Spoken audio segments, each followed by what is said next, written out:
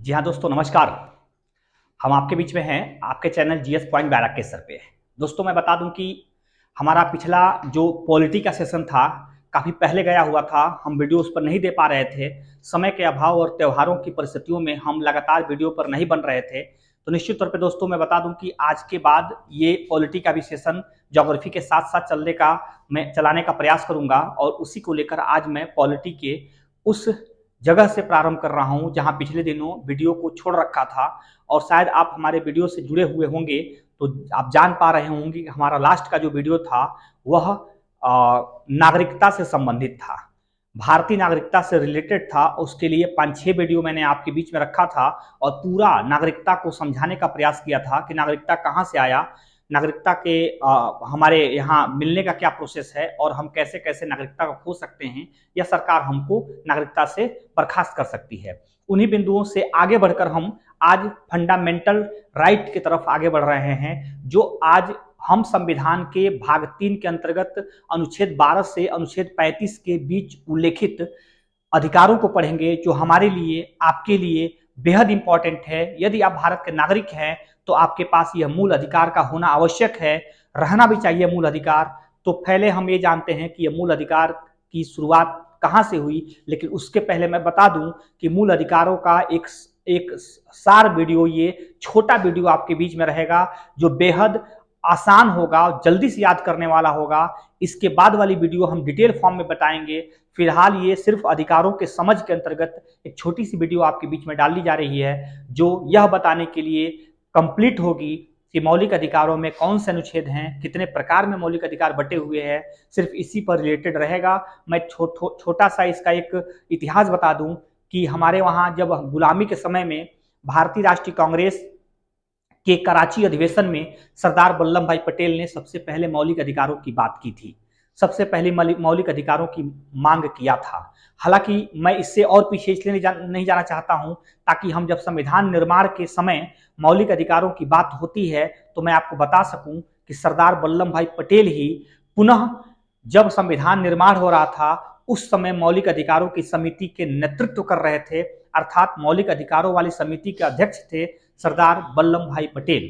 और सरदार वल्लभ भाई पटेल के प्रयासों से मौलिक अधिकारों को 27 फरवरी 1947 को हमारे संविधान सभा में शामिल कर लिया गया था। तो दोस्तों इसलिए मैं स्पेशली कराची अधिवेशन से जोड़कर, जो जिसके अध्यक्ष सरदार वल्लभ भाई पटेल थे, उसी के अंतर्गत फिर आगे के परिस्थितियों को मैं पूरा कर रहा हूं।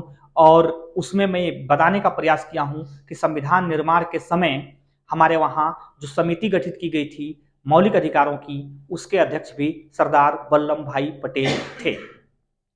मैं बता दूं कि दोस्तों कि भाग 3, जैसा कि मैं पिछले समय में बताया हूं कि भाग 3 और अनुच्छेद 12 से 35 के बीच में उल्लेखित है। तो दोस्तों आप कह सकते हैं कि, या कोई भी आपसे पूछे तो आप शॉर्ट फॉर्म बता सकते हैं कि वर्तमान में मौलिक अधिकारों की संख्या 6 है।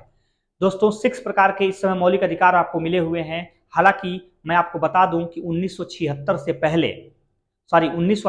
पहले इसकी संख्या 7 हुआ करती थी। दोस्तों जो 44वां संविधान संशोधन 1978 है, उसमें मौलिक अधिकारों के जो संपत्ति का अधिकार था उसको समाप्त कर दिया गया था, उसको खारिज कर दिया गया था। उसके बाद हमारे बीच में सिर्फ मौलिक अधिकारों की संख्या 7 से घटकर 6 हो गई है। वह 6 मौलिक अधिकार कौन कौन से हैं आपको आसानी पूर्वक याद कराने के लिए मैंने लिख रखा है व्हाइट बोर्ड पर। और क्या लिखा है इसको बस आप 2 से 3 मिनट तक हमारे साथ बने रहिए और देखिए कि यह शॉर्ट वीडियो कैसे आपके लिए अधिक इंपॉर्टेंट हो सकता है। पहला मैंने अधिकार रखा है समानता का अधिकार। इसके लिए अनुच्छेद है अनुच्छेद 14, 15, 16, 17, 18। लगातार अनुच्छेद 14 से लेकर 18 के बीच में समानता का अधिकार है। दोस्तों दूसरा है हमारा स्वतंत्रता का अधिकार। स्वतंत्रता का अधिकार है, यह अनुच्छेद 18 के बाद 19, 20, 21, 22 तक हमारा स्वतंत्रता का अधिकार है। दोस्तों फिर से हम 100 से ही प्रारंभ कर रहे हैं। शोषण के विरुद्ध अधिकार। शोषण के विरुद्ध अधिकार में अनुच्छेद 23 और अनुच्छेद 24 है, अर्थात 22 के बाद लगातार 23 और 24 शोषण के विरुद्ध के अधिकार के संबंध में जुड़ता है। फिर दोस्तों ध से प्रारंभ कर रहे हैं धार्मिक स्वतंत्रता का अधिकार। और धार्मिक स्वतंत्रता का अधिकार जो है अनुच्छेद 24 के बाद अनुच्छेद 25 26, 27 और 28 में दर्ज है, जहां हम धर्म के लिए स्वतंत्रता की प्राप्ति हमें मिला हुआ है, धर्म के अगेंस्ट, धर्म के खिलाफ या धर्म के साथ कौन कौन सी बातें हैं, इसका पूरा डिटेल वीडियो हम आगे के वीडियो में कंटिन्यू करेंगे। और मुझे विश्वास है कि मौलिक अधिकारों के 4-5 वीडियो ऐसे बनेंगे जो आपके लिए बेहद इंपॉर्टेंट हो, पूरे मौलिक अधिकारों को समझने के लिए एनफ होगा। तो फिर उसके बाद हम पांचवा की तरफ बढ़ रहे हैं दोस्तों। पांचवा है संस्कृति। 100 से शुरू कर रहे हैं पुनः। संस्कृति एवं शिक्षा का अधिकार। और संस्कृति एवं शिक्षा का अधिकार के लिए आर्टिकल है आर्टिकल 29 और आर्टिकल 30, अर्थात 28 से फिर से आगे बढ़कर 29 और 30 संस्कृति एवं शिक्षा के अधिकार से जुड़ता है। फिर छठवां देखते हैं दोस्तों, संवैधानिक उपचारों का अधिकार। दोस्तों छठवां है संवैधानिक उपचारों का अधिकार। इसमें भी 100 के उच्चारण से ही हम प्रारंभ कर रहे हैं। संवैधानिक उपचारों का अधिकार यह है अनुच्छेद 32 में। आप कह सकते हैं कि अनुच्छेद 31 यहाँ लगातार क्रम में अनुच्छेद 31 नहीं दिख रहा होगा, क्योंकि आप देख सकते हैं समानता का अधिकार 14, 15, 16, 17, 18, स्वतंत्रता का अधिकार 19, 20, 21, 22, शोषण के विरुद्ध अधिकार अनुच्छेद 23 और अनुच्छेद 24, धार्मिक स्वतंत्रता का अधिकार अनुच्छेद 25, 26, 27 और 28। उसी तरह संस्कृति एवं शिक्षा का अधिकार अनुच्छेद 29 और अनुच्छेद 30 है। जबकि 31वां जो है दोस्तों, वही संपत्ति का अधिकार था, जिसे समाप्त कर दिया गया 44वां संविधान संशोधन में, और मौलिक अधिकारों की श्रेणी से निकालकर उसे अनुच्छेद 300 क में जोड़कर संपत्ति का अधिकार कानूनी अधिकार बना दिया गया, विधिक अधिकार बना दिया गया, जो आज भी हमारा विधिक अधिकार के रूप में हमें मिला हुआ है। हमारा संपत्ति का अधिकार आज मौलिक अधिकार न होकर आज विधिक अधिकार है। तो दोस्तों हम संवैधानिक उपचारों के अधिकार के अंतर्गत सिर्फ अनुच्छेद 32 को जानते हैं। ये सभी आर्टिकल में और भी आर्टिकल्स हैं जो सब आर्टिकल के रूप में जुड़े हुए हैं, उसकी भी अपनी महत्ता है, लेकिन मैं उसके लिए आगे की वीडियो बताऊंगा। फिलहाल अब जो बताने जा रहा हूं दोस्तों, वह एक कोड आधारित चीजों को याद कराने के लिए मैं, और शायद आप इस चीज को सुनकर हंसेंगे भी, और यह मजाकिया अंदाज होगा, लेकिन आपको याद करने के लिए और आपके दिमाग में इस चीज को रखने के लिए यह कोड बेहद इंपॉर्टेंट होगा। और मैं उम्मीद कर रहा हूं कि इस कोड को आप ढंग से याद कर पाएंगे और इजी वे में आप हमेशा के लिए याद रखेंगे। दोस्तों हमारे वीडियो पर एक ध्यान दीजिए, व्हाइट बोर्ड पर पहले वाले में 100 से शुरू है, दूसरे वाले में 100 से शुरू है, और तीसरे वाले में 100 से शुरू है। दोस्तों किसी न किसी तरह से छोटा 100 हो, बड़ा 100 हो, आधा 100 हो, लेकिन शुरुआत के 3 जो अधिकार हैं उन तीनों में 100 से प्रारंभ हो रहा है, जबकि चौथा में ध से प्रारंभ हो रहा है, और फिर पांचवा और छठवां में 100 से ही प्रारंभ हो रहा है। तो मैं इसमें एक मजाकिया जो है कि ट्रिक्स बनाया हूं, जिसको आप निश्चित तौर पर ध्यानपूर्वक सुनेंगे। तो मैं बताया हूं जैसे ससुराल एक रिश्ता होता है, किसी भी लोगों के लिए हो सकता है, बहुत सारे लोगों के लिए बहुत प्यारा रिश्ता हो, लेकिन मैं उन विषयों पर नहीं जाना चाहता हूं। लेकिन ससुराल एक रिश्ता होता है, और जब कोई ससुराल में जाता है तो एक मजाकिया अंदाज में साला और साली के बीच में बहुत सारे मजाक चलते रहते हैं। उसी मजाक को लेकर हम आपके बीच में एक कोड बनाए हुए हैं, जो शायद बेहद आसानी से आपको याद करने के लिए एनफ होगा और बहुत अच्छे से आप याद कर पाएंगे। तो आप ध्यान से सुनिए। एक व्यक्ति जो है ससुराल जा रहा है, वहां देख रहा है कि साला ने साली से धर्म संस्कृति के खिलाफ जाकर शादी कर लिया।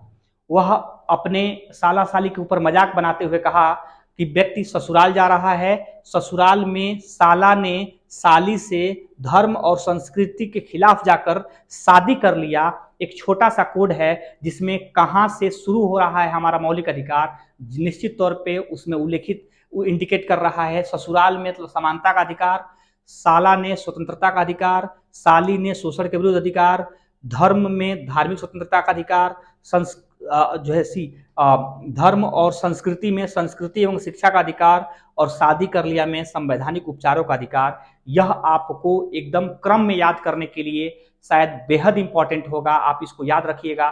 फिलहाल मैं इसके आर्टिकल की संख्या बता दूं दोस्तों कि समानता का अधिकार में अनुच्छेद 14, 15, 16, 17, 18 अर्थात इसमें 5 अनुच्छेद हैं, याद रखेंगे, ध्यान देंगे। फिर स्वतंत्रता का अधिकार में अनुच्छेद 19, 20, 21, 22 अर्थात इसमें 4 अनुच्छेद हैं। समानता में 5 अनुच्छेद, स्वतंत्रता का अधिकार में 4 अनुच्छेद, शोषण के विरुद्ध के अधिकार में 2 अनुच्छेद हैं, इसमें 2 अनुच्छेद हैं, और धार्मिक स्वतंत्रता के अधिकार में 1, 2, 3, 4 पुनः 4 अनुच्छेद है दोस्तों। यहाँ आप देख पा रहे हैं कि 4 अनुच्छेद हैं। उसके बाद संस्कृति एवं शिक्षा का अधिकार में पुनः 2 आपके अधिकार हैं, 2 आर्टिकल है, और संवैधानिक उपचारों के अधिकार में सिर्फ 1 आर्टिकल है, और वह आप अनुच्छेद 32 है। अब देखेंगे दोस्तों, इसको याद रखने के लिए क्या कोड है कि सबसे ऊपर वाले में अर्थात पहला जो समानता का अधिकार है उसमें सबसे अधिक आर्टिकल है, अर्थात सबसे अधिक अनुच्छेद है। अनुच्छेदों की संख्या उसमें 5 है, तो ऊपर वाले में सबसे अधिक 5 है और नीचे वाले में सबसे कम 1 है। दोस्तों याद रखेंगे कि समानता के अधिकार में सर्वाधिक 5 है, जबकि संवैधानिक उपचारों के अधिकार में सिर्फ और सिर्फ 1 है, वह है अनुच्छेद 32।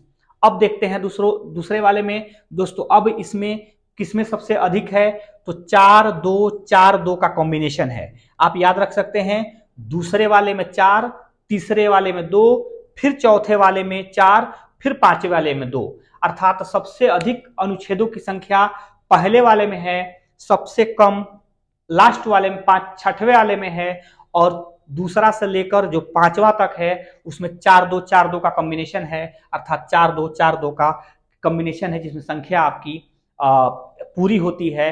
तो अर्थात ये मैं सिर्फ और सिर्फ आपको इंडिकेट कर रहा हूं कि यह हमारा मौलिक अधिकार जो अमेरिका की देन मानी जाती है भारतीय संविधान में, वह जब भारतीय संविधान में शामिल हुई तो उस समय संख्या 7 हुआ करती थी, अभी उसकी संख्या 6 है।